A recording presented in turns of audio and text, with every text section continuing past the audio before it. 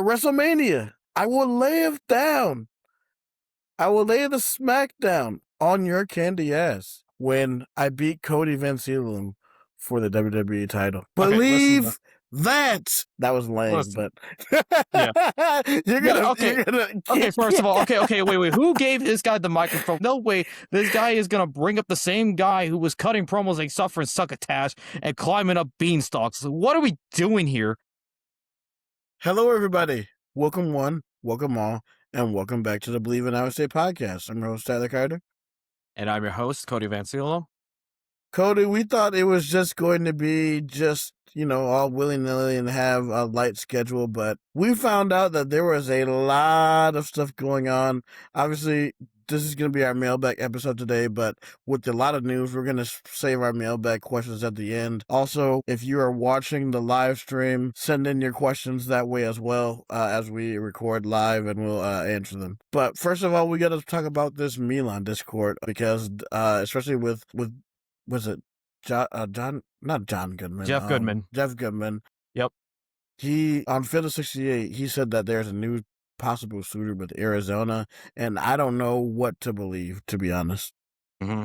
Yeah, this was during the Field of. I believe this was what their after. Yeah, this is like their off-season update, talking about like the decision for Milan Marcelovic, because I also think is in that show as well with Jeff Goodman that Milan is in the ballpark if he was to return to college to get about $7 million. $7 to $8 million is the number that's been thrown around, at least by certain like media news outlets when it comes to Milan Marcelovic in the event he does return to college.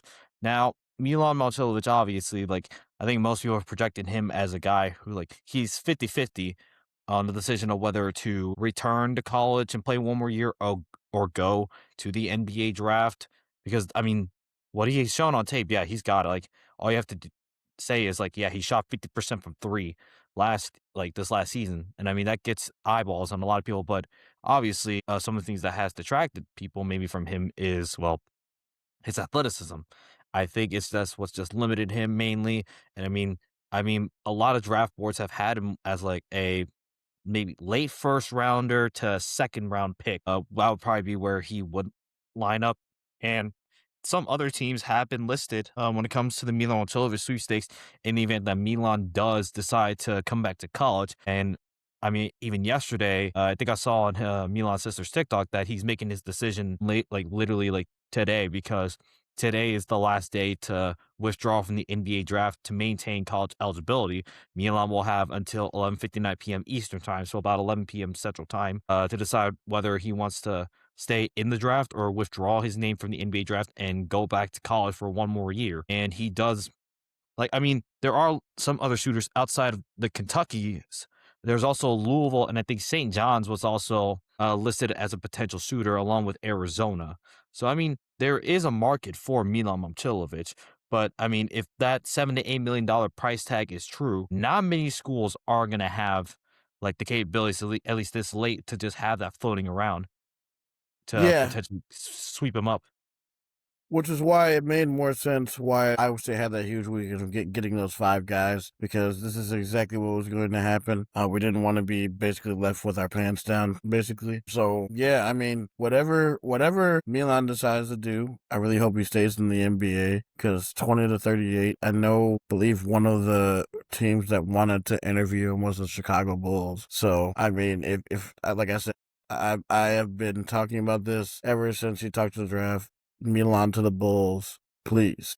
And I think also one of the other teams he has talked to is the Minnesota Timberwolves. And I mean, that hits my backyard too, because I Right. grew up a Timberwolves fan the last few years. And I just dream of a world where somehow you have Anthony Edwards and Milan Momcilovic on the same team. But also, I mean, some other teams have been thrown around. But I mean, this whole thing with Milan Momcilovic led to somehow, some way, Iowa State beefing with Kentucky lately.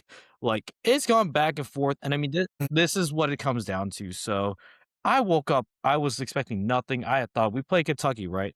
I was like, this isn't going to really mean too much after, like, obviously the tournament. Not going to really too much about this, but then you have people like fanning around that Milan's going to go to Kentucky, and then now you have Kentucky throwing their name around and whatnot. And then, and we talk about like Kentucky, Malachi Moreno has just announced that he he's returning to Kentucky. This was also from Jeff Goodman for the Field of 68. So he withdrew a few days ago. So I mean, Kentucky at the roster as of the 25th, I mean, they've already got a pretty filled out roster. So they've already got like what?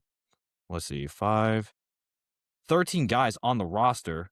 So with the decision for Malachi Moreno to return, does that mean Mark Pope still goes from Milan Wachowicz, considering you're probably going to have to pay a pretty penny for Malachi Moreno? You probably paid a pretty penny. And we know Kentucky has the resources to do so. Yeah, for sure. Kentucky is a basketball school, but it's just the fact that like they were beefing with us, and every like foreign fan base that will say you guys haven't made a Final Four since 1944, and then try to talk to us like we're this like incompetent program, even though we beat you guys by like 20 points, basically. Well, 19, but basically we put belts on them either way. Yeah. But like, And it's and just, I then don't know. it was wild. And then their whole argument was like they were down their best like player with Jane Queens. My problem is he was out the whole year basically. I looked at his stats for this year. He only played like 20 minutes for you. And That's you're what I'm using the saying. excuse of, oh, we were without our best player. So then in that case, we would do the same thing because we were without our best player and Joshua Jefferson. And we still managed to Kentucky, beat you by Kentucky 20. flat out quit in like with 15 minutes left to go in the second half. Like after we went on after we went on that huge run, like they didn't want to play us anymore. Yeah, that's not a like that to me is not like I mean that literally was what Nate Heise said in the post game. That was their goal. Like that was Iowa State's goal is to make Kentucky quit because they know that Kentucky just doesn't have the mental fortitude or the mental toughness to handle that type of adversity. And Iowa State has built their team to handle such. So I don't know where they're getting like, and they bring up the whole thing like the championships, the Final Fours. That's great, but yeah, I get it. You have the championships, but I mean, you haven't done that since what 2012. The last notable year that I remember out of Kentucky was 2015, and then what? And now all of a sudden, like you're trying to bring back your high, like get off your high horse, because now you have other fan bases, like you have both Iowa and Louisville fans entering the fray too, because obviously Louisville's a rival to Kentucky and Iowa's a rival to us, whether they want to believe it or not. Like you had some Iowa fans like like riding like was like supporting like now you have a bit of a civil war now between the state of Iowa and the state of Kentucky when it comes to basketball. Because you got Kentucky and Iowa on one side, now you have Iowa State and Louisville on the other side. And I was like, was like, this was something I did not see coming at all. Somehow aligned ourselves with Louisville against Kentucky and Iowa. I mean, look, as you know, Cody, I grew up a Florida fan, so I already didn't like Kentucky as it is, because those are usually like, at least from the history, those in the last 20 years, those have been the two most successful programs in the SEC. So I haven't really liked Kentucky at all from the beginning of time. So Hmm. this whole entire like argument and stuff right here just sort of like escalates it, I guess. So. Yeah, I don't know, but I mean, yeah, and I mean, like, I literally put I put the meme out there where it's Kentucky fans, I'm pretty sure it was a Kentucky fan that aggravated us or something, bringing up Milan Momcilovic, and then they get mad because we're in the replies, and they said like, "Oh wait, I didn't know Iowa State had fans, brother. We were all over you during the game against Kentucky. Don't act like you didn't know until this week. You knew our And yeah, presence. We are all yeah, over we were all over that. And I bet you were dancing on our graves after we yeah, you sure was. Yep, they sure were. They sure were, because I saw it. And I think the reason why is because there's this new Iowa State podcast that sort of pokes the bear with Kentucky. And yeah, I think that's what it started it all. And Yeah, it's just a whole mess, yeah. man. I know those guys. Yeah, I know the guys there. So, I mean, listen, you know it was gonna like one day we were gonna poke the bear, and I mean it's kind of hilarious. And like we like whether I agree with it or not, whatever. But I'm like it's just funny. This is what happens when you're in the off season. You have nothing to do really, so you find any reason just to poke the bear. And I mean it's kind of funny seeing Kentucky get this insecure, considering yeah, if you truly were this high and mighty blue blood or whatever, you wouldn't really pay attention to us. But yet somebody in your fan base get butthurt over it. That's And what I'm you can't saying. even talk, like, because somebody brought up, like, "Oh, yeah, one time we played Kentucky, they beat us," and they said, like, "Oh, it had something to do with, like, oh, they got a nice ring to it." Yeah, congratulations. You brought up something from, like, 10, 15 years ago. Yeah, here's a more recent example of us playing each other, and we just beat the tar out of you. That game where basically it was a home game in Louisville, and that Yep, was the race white team where yep, they literally were on God mode and like were yeah, hitting everything. yeah. And I mean, Royce White, actually, he balled out that game, but He Kentucky did. was just on a different stratosphere. Yeah, that's the Kentucky I grew up watching, not whatever this Kentucky is, whatever bull crap they're putting out. Yeah, Kentucky is a shell of what they once were. I don't think Mark Pope was the right hire, to be honest. So, like, I obviously they're gonna find the right hire, and obviously you've seen some Kentucky accounts saying, "I can't wait till TJ Ottoberger leaves," and they're like, I mean, Oh, we're no, like, we're doing the okay, no, shiver me timbers. it's not like we just went through this with North Carolina. Listen, I look at North Carolina as a better program than Kentucky right now because at least North Carolina Hmm. in the last 5 years or so went to a national championship game. Right, and made a Final Four. Yeah, like Yeah. Look at North Carolina as being more stable than Kentucky. So if DJ's gonna like decline North Carolina, he would decline Kentucky. It would only have to be the absolute perfect fit for him to leave. And right now, he's still at Iowa State because he believes like he's still got the backing to build a roster who can who can go out and win a Big 12 championship, who can compete to win a national championship. right, So until that support wanes, and we don't know, like that's a exactly. So the people that want him, you're gonna have to wait a minute. deep dreaming, buddy. Keep dreaming, dream on, just like Aerosmith. Aerosmith says. Yep. Okay. So so basically enough of that. So we mentioned it a bit when it came to talking about players in the draft, whatever guys like Malachi Moreno return to Kentucky, guys that are withdrawing their names from the draft to return to college ball. I'm looking at here Ruben Tenyulu is a guy who is returning to Florida, so I bet you're excited about that, Tyler. Yeah, he was a great piece on the national championship team. He's pretty good last year, so happy for him. And then I saw another dude, Andrei Stojakovic, is returning to Illinois next year. So he just withdrew himself from the draft. So it's going to be interesting to see how many more players withdraw. Yeah, you also have Billy Richmond returning to Arkansas, Floyd Badunga returning to Louisville, is staying in college and going to Louisville, and then John Blackwell withdrew his name from the draft, so he will be playing for Duke next season. The guy that played for Wisconsin? Yep. Oh, he went to Duke? Oh, wow. Yeah, yeah, yeah. He transferred over to Duke. I'm guessing John Shire must have really got him. He threw him a bag. Yep. And then one guy that I think really needs to it's just art like Will Wade, like I don't know if you've been seeing this. RJ Louise is committed to LSU. He was originally at St. John's, but it looks like right now Will Wade is one of the top most hated people in the college basketball realm. Yeah, that's a mess, especially the way he even got to LSU. And cause remember, cause it was a crazy way he left. Cause didn't he get fired from LSU, went to NC State, and then went back to Came LSU? back. Yep. That whole situation down there is so grimy, and just at LSU in general, man, it's crazy.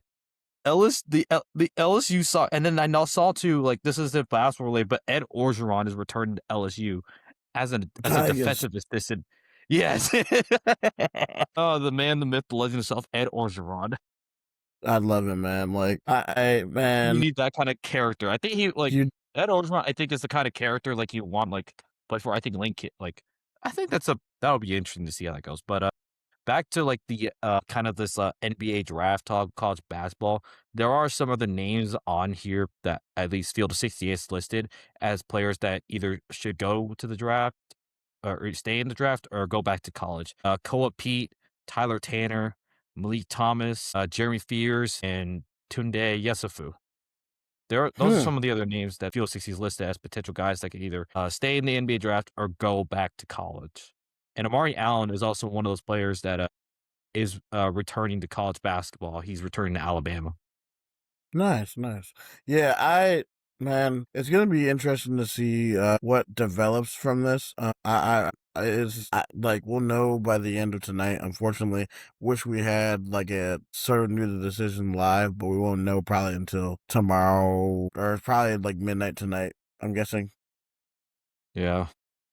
I think it's just yeah, it's gonna be probably now it's, like, a few hours, like, after, like, we're done here, and then knowing Yeah, how this is gonna go, like, it's either gonna be it's, like, within the next few hours, so we won't say, like, whether he decides to stay or leave because we know how well that's going to age, but, yeah, that's going to that decision is probably gonna be a big one here for the offseason, at least for Iowa State fans.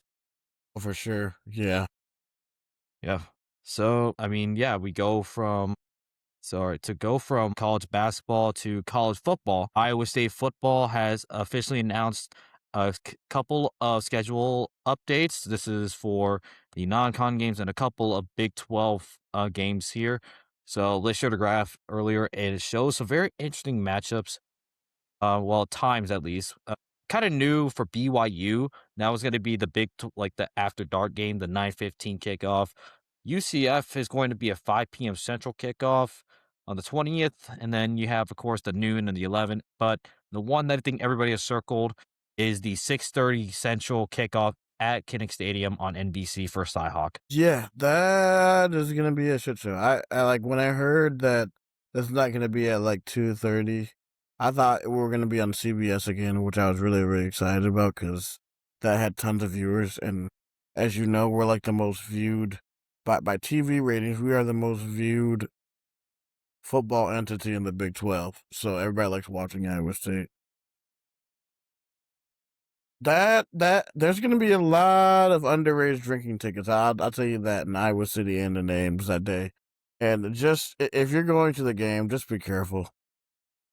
I'm not going to that game just because I've heard all the stories of how Iowa fans can be. I'm not going. I'll just go to the alumni bar. Uh, Yeah. I'm probably like if I do like I might consider going. Like I think I have some friend like I do have some friends that are either at Iowa right now or went to Iowa. I think the ones that went to Iowa all graduated, so that kind of rules that out. But you know what? If I get invited to go tailgating, I would absolutely go. I do have some incognito wear, so don't worry. I've already got because what's funny enough is like talking about Cyhawk, I actually had a bet with like I think I said this previous an episode a while ago. I had a bet where if Iowa State lost to Iowa this past season, I would have worn an Iowa shirt the entire week, the entire following week on campus. oh, thank goodness we won. Yeah, but I still have that shirt, so who knows? Maybe I can just go incognito. I'll probably blend right in, Yeah, honestly. Now that I'm like graduate, like I probably don't, or like well, we'll see. But now like with this, like I think what the last time Iowa State and Iowa kicked off at 6, like at prime time, yeah, that was the 42-3 game that Iowa fans have brought up. I'm like, that's something we gotta talk about too, because like, sure. Iowa fans are thinking that it's gonna be like a carbon copy or like a kind of a repeat formula where, "Oh, look, it's Cyhawk and Kinnick at nighttime, and Iowa State isn't like a new coach or whatever. They're gonna absolutely destroy us. We're gonna actually destroy them." Excuse me. I look at that, I'm like, I can see where they are, but at the same time, you knew Iowa State at that point in time was such in the gutter, and yes, we've been hearing that all the time that we always like we're like in the gutter. That's no shock. We were really in the gutter at that time, but where Iowa State is right now, it is like a respectable program at least. Mm-hmm. Now, Check. obviously, we do have a new coach and everything that goes with it, but I look at this as like me personally, this is a win-win for us. We lose this Sure game, is. shocker. Yeah, you beat up on a whole new team with a whole new coach.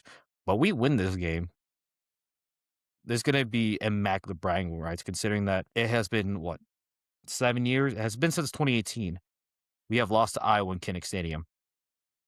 Yeah, man. I mean that in itself is just amazing. Like honestly, this whole season, Cody, football season, that we're gonna be playing with house money because nobody expects us to really amount to anything. So every win that we get, I'm really going to enjoy.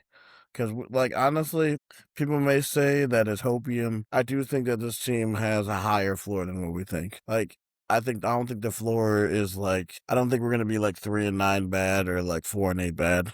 I Yeah. just think I like I think the ceiling has a potential to be higher, but it's really gonna like we said, it's gonna depend on quarterback play, offensive line play. Like we already think that the defense is going to be good. Like the question mark is really the offense, man. We've said that time and time and time again, and we're gonna. I mean, honestly, depending on what we look like against SEMO is really gonna depend on when we do that collab show with Bleav in Iowa. It's really gonna depend on how I feel, with our chances in that game. Like honestly, it sucks that I say that, but like we're in a new era now where we like before the last decade we were worrying about are we showing too much. But now it's just like I don't know. Are we gonna be in there with Iowa? Plus, Iowa is losing a lot offensively and defensively, so they're gonna be a new team as well. So, assuming that it's going to be a blowout either way, we don't know. This game, like, obviously, we have like widened the gap between us and Iowa. So, like, it's going to be just like a game like it always has. It'll probably be closer to what 2022 was, to be honest. Yep. And I mean, hey, we know how that ended up. Right. So Especially yeah. since we've been blessed with like really, really good weather. It's probably going to rain. God, that brings like that's bad weather to bring up considering what happened. But hey, whatever. So, I mean, that's just the overall fun. And we talked about this, like, you know how we're gonna go. Like, it's probably gonna be an all day drinking bender, like, where everybody in the state of Iowa is going to be drunk by like 3 p.m.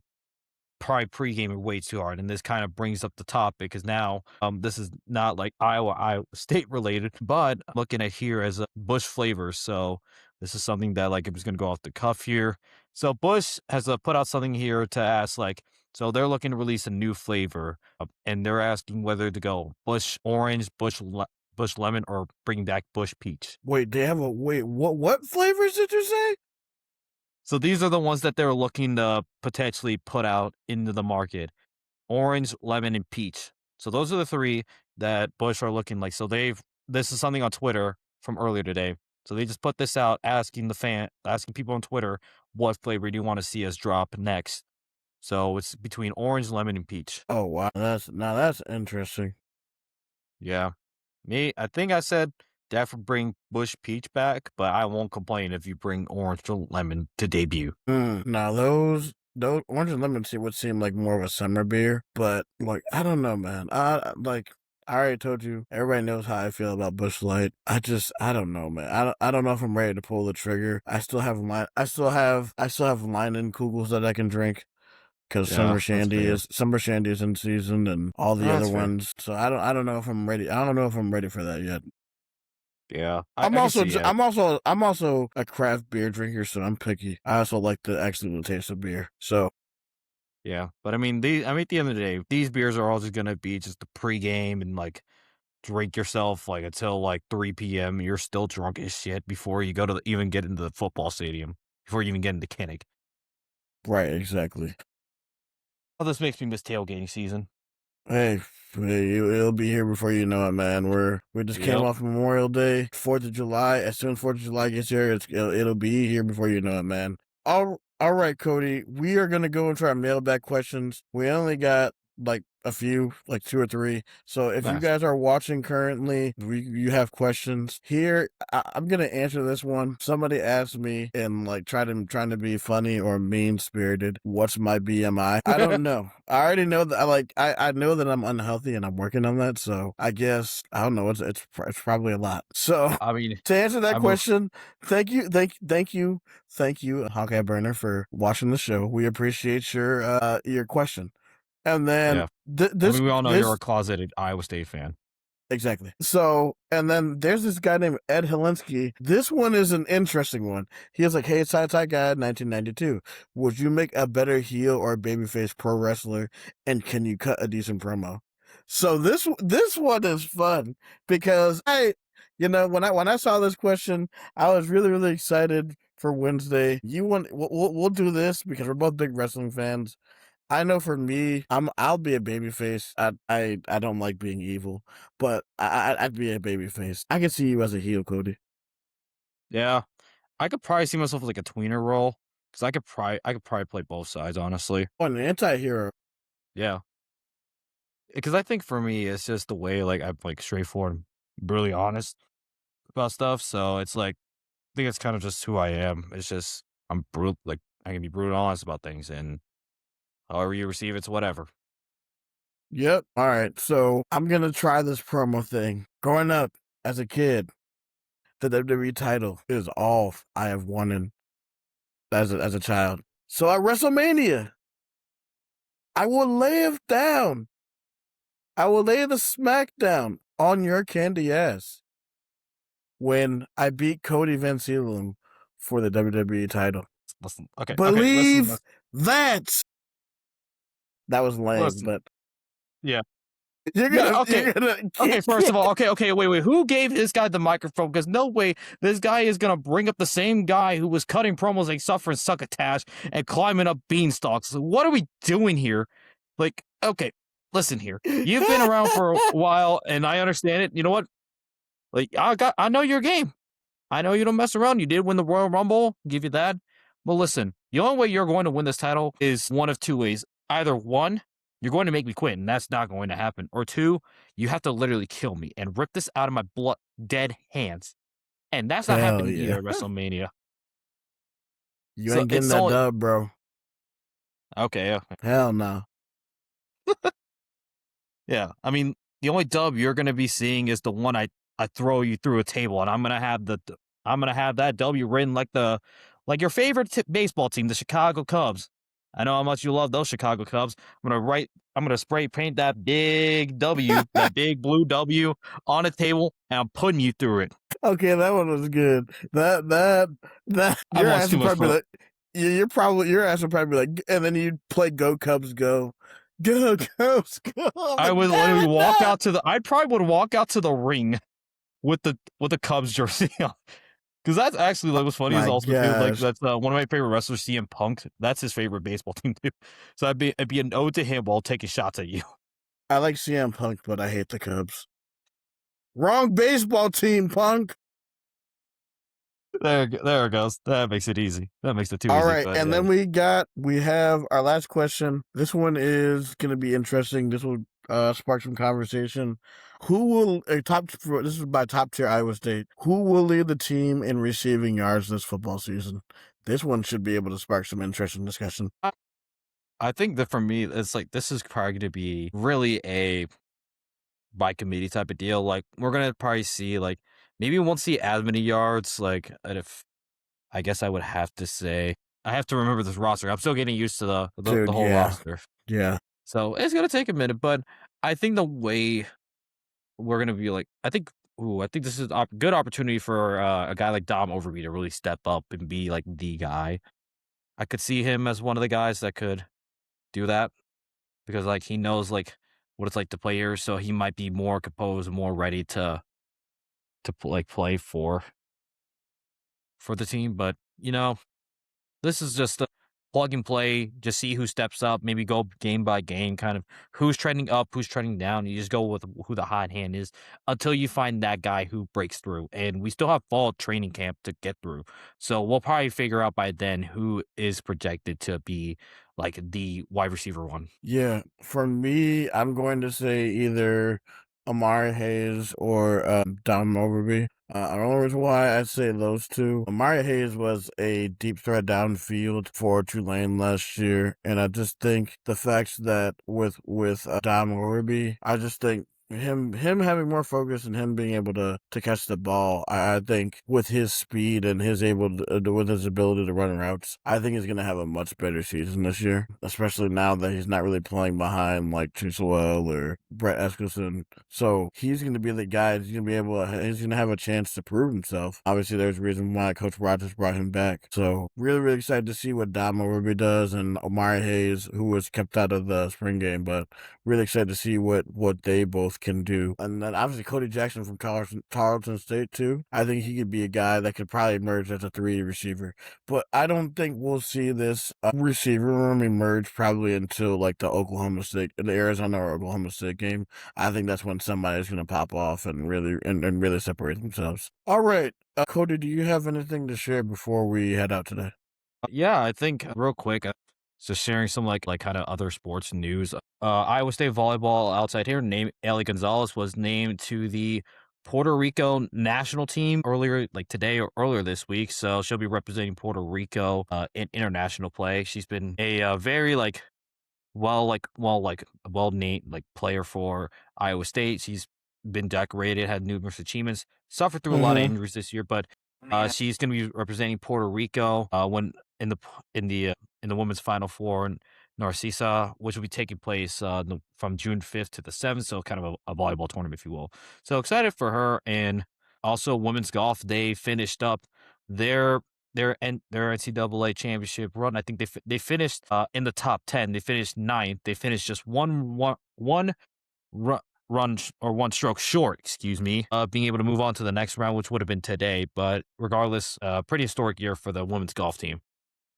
Yeah, a great year by the women's golf team. So congratulations to both those teams. We're definitely going to be covering not dodgeball, good lord, volleyball Oh once God, it gets I mean to in be fair, like season. I know the joke runs around, but I mean we could honestly just put on the average dose a dodgeball and screw it. Might as well go try and win a dynasty, build up a dynasty in dodgeball, collegiate dodgeball.